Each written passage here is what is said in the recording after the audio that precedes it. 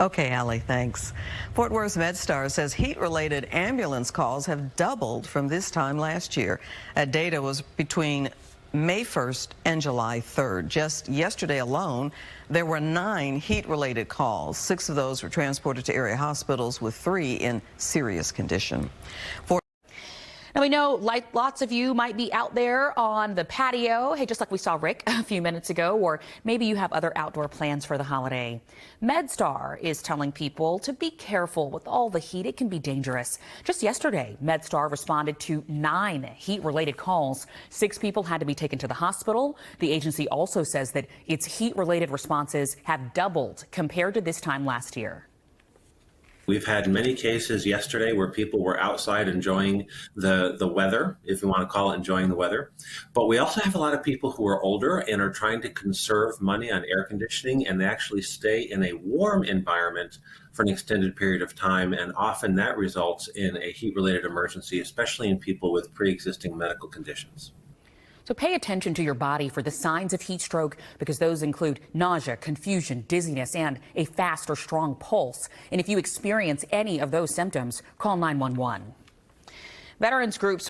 And the triple-digit temperatures not only contributing to grass fires, but they're also making many of you sick. MedStar wants you to be aware that the heat might be too much for you. 12 people in Fort Worth had to be treated for heat-related issues across the city yesterday. 4 of those were at the Fort Worth 4th celebration. MedStar only covers Tarrant County, by the way, just to give you some perspective. So there could be a lot more people than that who got sick from the heat if you start factoring in all of our other counties. Now, if you're planning on doing anything in the sun today, some advice to keep in mind: drink more than 8 ounces of water a day, even if you're not thirsty. Be sure to use sunscreen, especially if you're going to be outside between 10 a.m. and 4 p.m. And don't forget to pack your sunshades.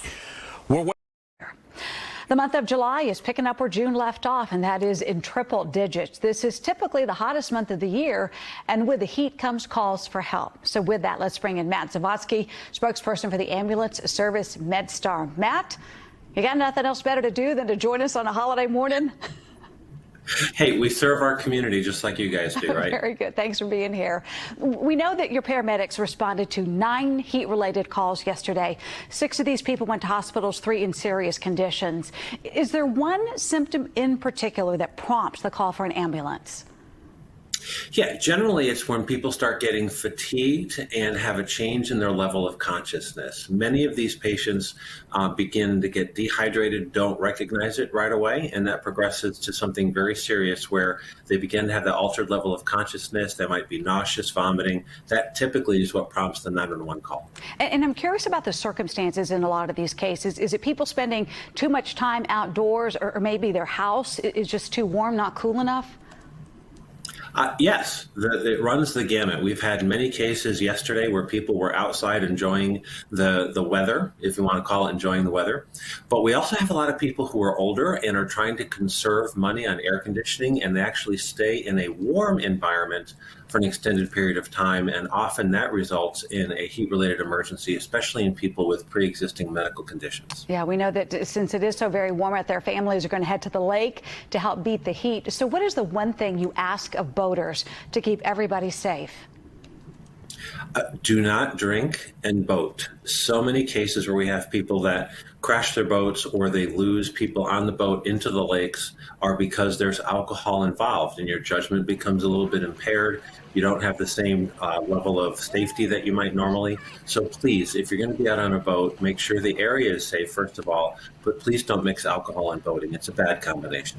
We know that families will pull out the grill in the summer months, especially today. That brings injuries too. So what are some of the safety practices you recommend for folks who are going to grill? Yeah, we recommend actually have a safety officer, someone who is not drinking, not cooking, not tied up doing other things, to really just monitor the area around the grill. Last year we had 2 cases where children had gotten too close to a grill and became burnt because they were curious about it. Also be very careful starting the grill. Gasoline, kerosene, those are not great things to use to start the grill. We actually had people do that last year. So just be very safe and follow those common sense precautions.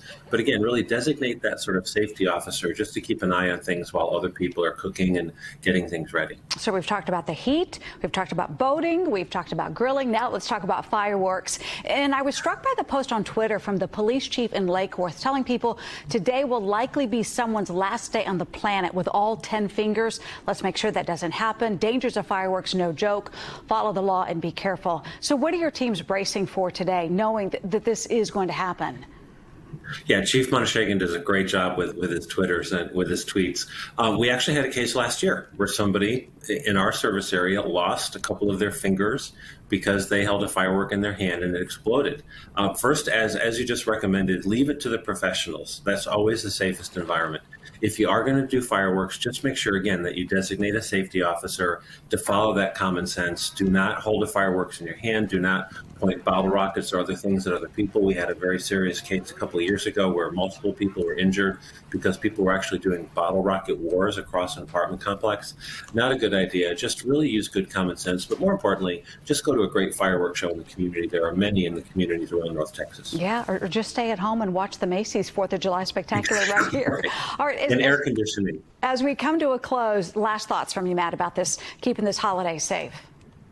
Yeah, we really don't want to have to respond to people. The first responders are ready to go, but we know that your viewers will be able to prevent us from having to respond to calls by just using that common sense. Stay indoors, enjoy the Macy's fireworks, have fun with your family, but please be careful. All right, Matt Zavotsky with MedStar, thank you so much for joining us this morning. Have a safe holiday. You too, Deborah. All right, 5:42.